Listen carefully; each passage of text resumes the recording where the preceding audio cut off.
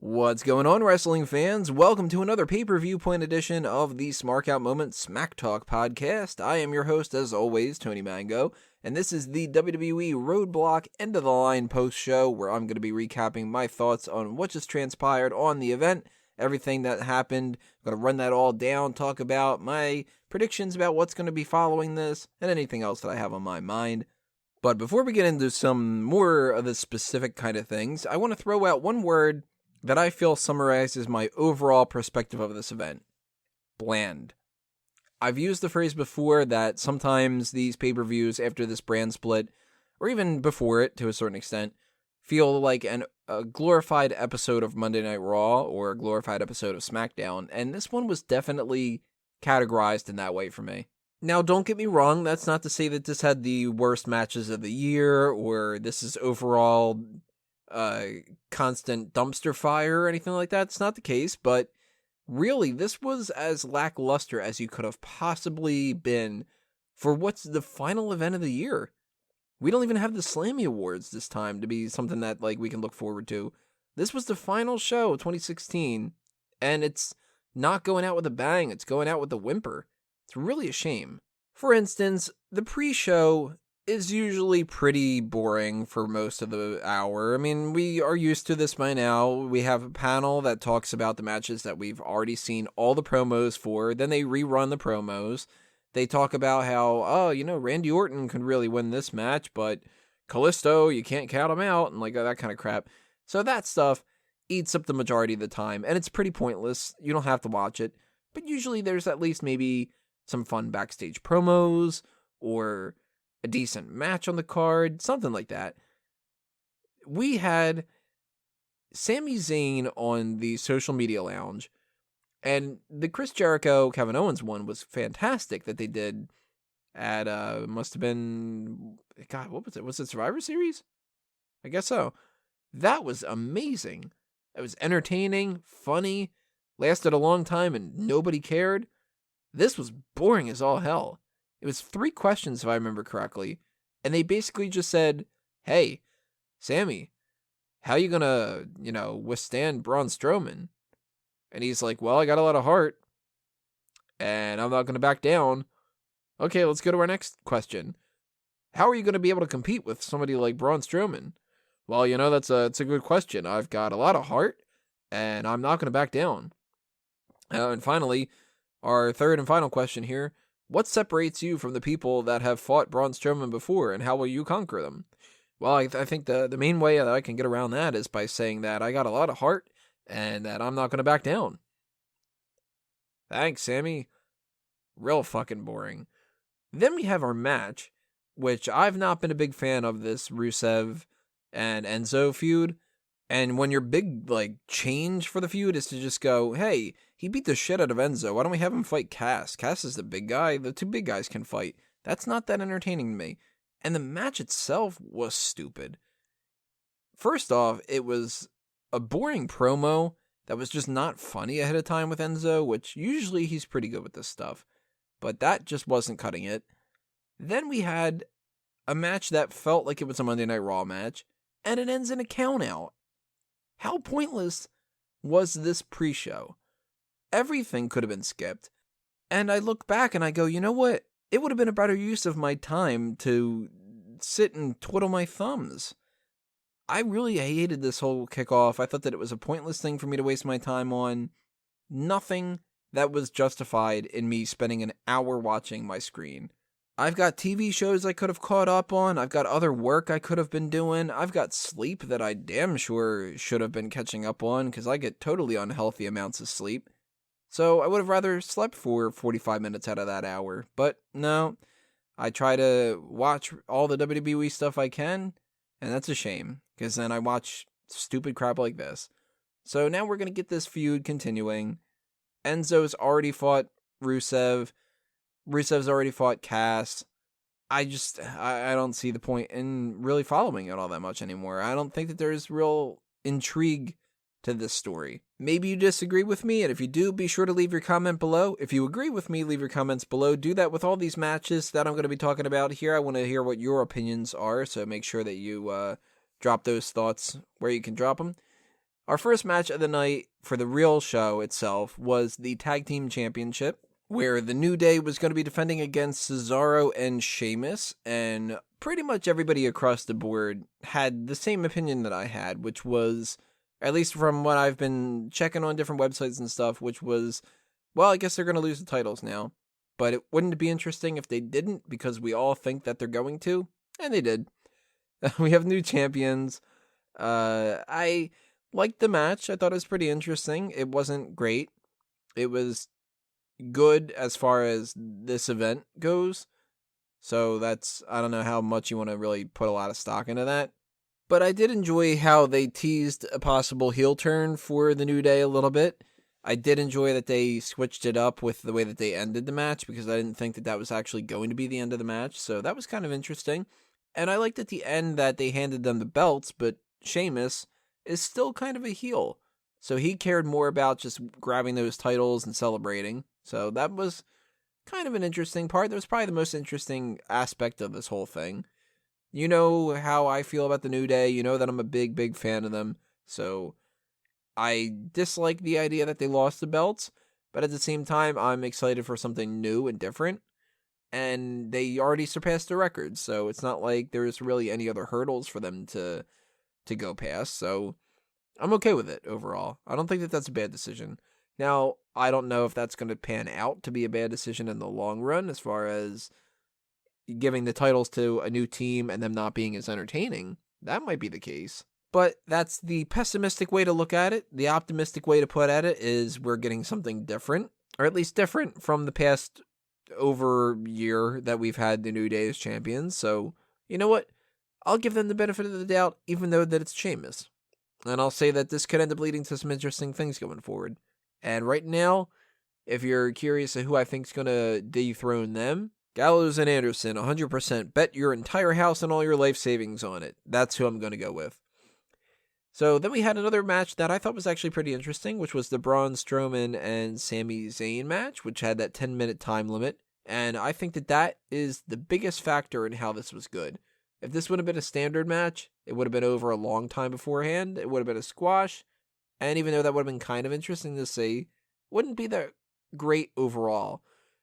This whole 10-minute time limit thing, though, that put a different dynamic into the mix. And that allowed them to book it differently. The end result being that Braun Strowman was not able to beat him within those 10 minutes, even though he kind of could have, because he went for a couple pinfalls and then he brought him up like, no, I'm not going to make it that easy for him, that kind of a thing. So that means Strowman still looks strong, but Sami Zayn was able to technically outlast the 10 minutes. So he looks pretty strong. He already did that whole thing where Mick Foley wanted to throw in the towel and he told him, no, not like this and all that.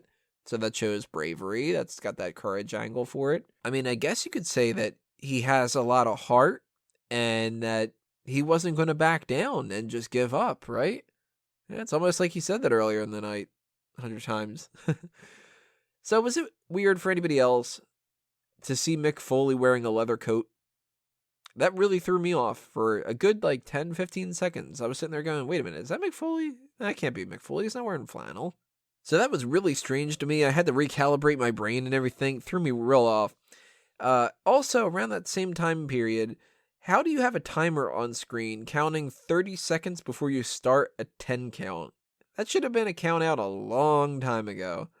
And that just goes to show you the whole BS nature of pro wrestling and stuff. So you have to turn a blind eye to that kind of thing. But it's still kind of funny that it's 30 seconds goes by and then they're like, oh, you got to be careful. He's going to get counted out. 10 seconds might go by. 1. It's like, oh my God, give me a fucking break, you know? That took us into our Jericho Rollins match, which had nothing on the line, and it was really just basic. There's nothing much to talk about here. If you really loved this, please explain to me what you loved about it. I didn't hate it, but I didn't really enjoy all that much about it. It was just fine. And when you're fine and you're not in a pay-per-view that's doing anything special, I've gotten to a point where I'm a little bit bored. So I really just want to see Chris Jericho versus Kevin Owens. And by proxy, I'm kind of past the Jericho Rollins thing. I sort of don't care anymore, but it seems like they're really continuing that because our main event of the night, I'm just going to skip to that, the Universal Championship match. Kevin Owens and Chris Jericho are still friends again?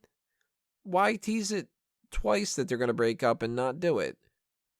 And if it's just because you want to see Rollins against Jericho again and Roman against Owens, or even vice versa, Rollins gets another shot at Owens or something like that, I'm tired of it. I don't want to see it anymore. I wanted something different, so I'm disappointed with that a lot. Early speculation is that it's going to be a fatal 4-way, and I kind of don't want to see that either. I'm just sort of done with this by now, and I don't know. I mean, could be worse, but shit, it could be better. And I'm really kind of disappointed with that. So I guess now what I have to hope for is that we get a fatal 4-way and Triple H interferes, and then all three of the people who aren't the champion, who should be Kevin Owens, all of them are in the Royal Rumble, and none of them win. And then Jericho does turn fully on Kevin Owens, and then we get that at Fastlane or Elimination Chamber, which I still think they're lying about the Raw and SmackDown designations. I still think that John Cena is winning that Royal Rumble, and if he wins the Royal Rumble, then SmackDown shouldn't have the Elimination Chamber, because that should be the determining factor of who challenges the Raw champion. So, keep your eyes peeled for that kind of thing. Do not be shocked if they change Raw and SmackDown with Fastlane and Elimination Chamber. So anyway, let's backtrack a little bit here. The Cruiserweight triple threat match, okay. I mean, it's going to sound like I really hated this, guys, and it's just, I have no energy for this. This was not an entertaining pay-per-view to me overall. I'm tired. It didn't do anything to get me out of that funk. I feel like I watched an episode of Raw. So the Cruiserweight thing was another thing that felt like Raw, because we didn't have a new champion, which I'm not too shocked about that. I would have preferred either of those two guys over Rich Swann. But then we get something that usually doesn't happen on a pay-per-view. It usually happens on Raw, which was the return of somebody who, for God knows what reason, has been gone for a while, which was Neville. He made his return after the whole injury stuff, and he popped up on the draft. They made kind of a big deal about him, and then he did really nothing. He was sort of teaming with Sami Zayn a little bit, but then he kind of dropped off the face of the earth. He had that old stupid feud with Bo Dallas for a little bit, and that was really dumb, and they just sort of stopped using him for, 3 months or so, feels like? So he comes back here and immediately just attacks Rich Swann and TJ Perkins. He turns heel. So I don't know if he can be a good heel or not, but you know what? Why not give it a shot? Him as a babyface is not going over as well as it should be. Him in the Cruiserweight division might be kind of a big fish in a small pond kind of a thing.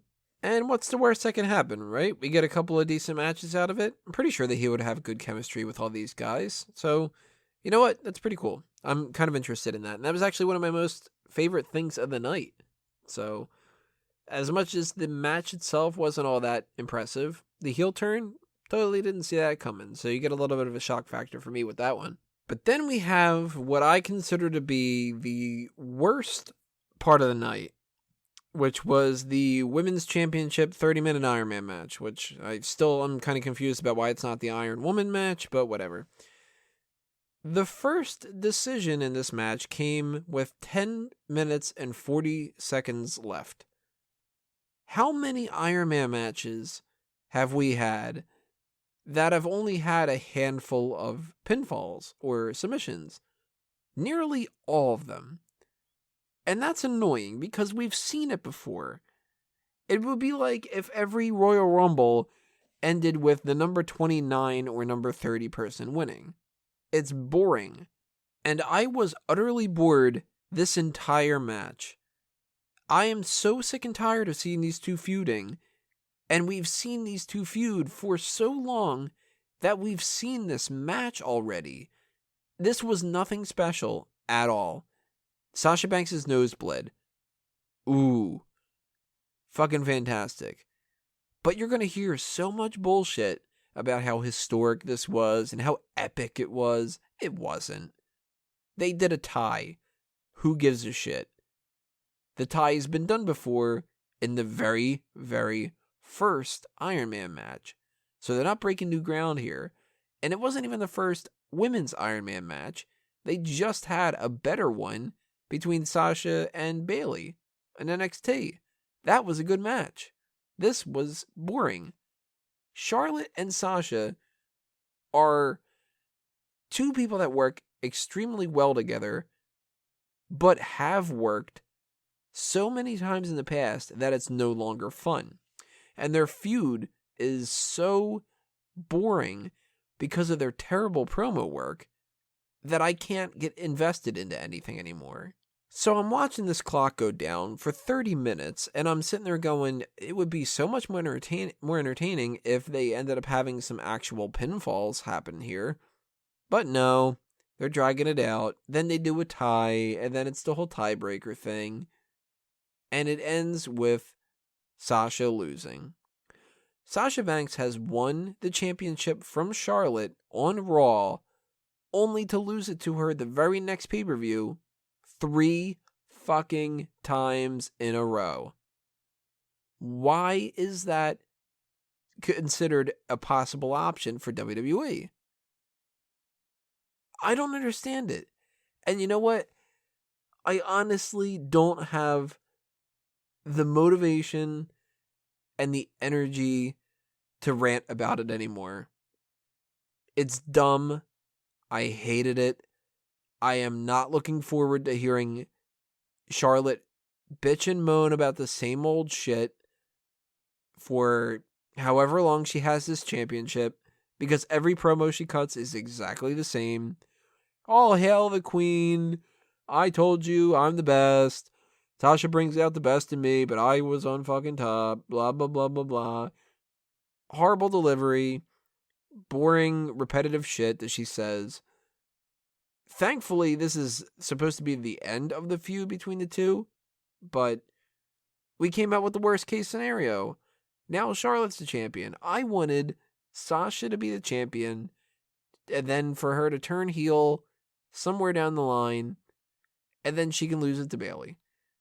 Those two have had greater chemistry together, and it would be more interesting. Now we're just going to get Bayley beating Charlotte.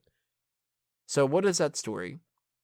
That story is Charlotte is the dominant champion as a heel who loses to a lovable babyface, which is exactly the same as what we saw against Sasha.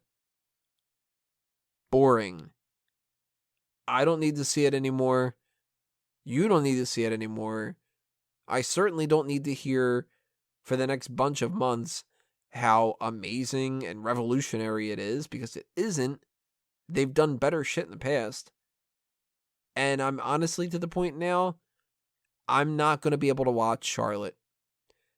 I have gotten so sick and tired of her. Anytime that she pops up on Raw, I'm going to have to mute it. So if you don't really hear too much about Charlotte from my perspective over the next couple of months, it's because I can't take it anymore. Simply put. So if I got to say a best part of the night and a worst part of the night, what would that best part be? Worst part's going to be Charlotte winning the championship. Best part, I guess? Oh, man.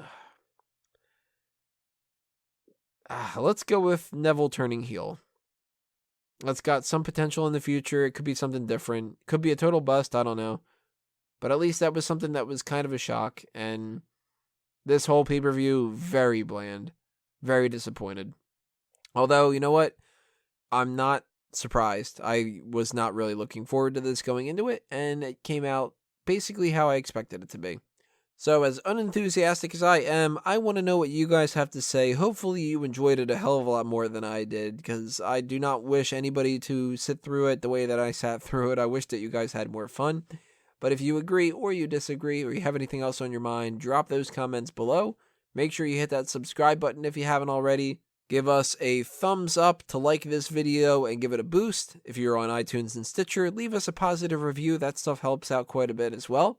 Keep staying tuned to the channel and the website as well for everything else that's going to be coming your way. Next week, we have the mailbag, so make sure that you send in your questions before Tuesday, because I don't know when we're going to be recording that. It might be Tuesday night, it might be Wednesday, I don't know, but the sooner you send them in, the better. That way you can actually make sure that you get them in time.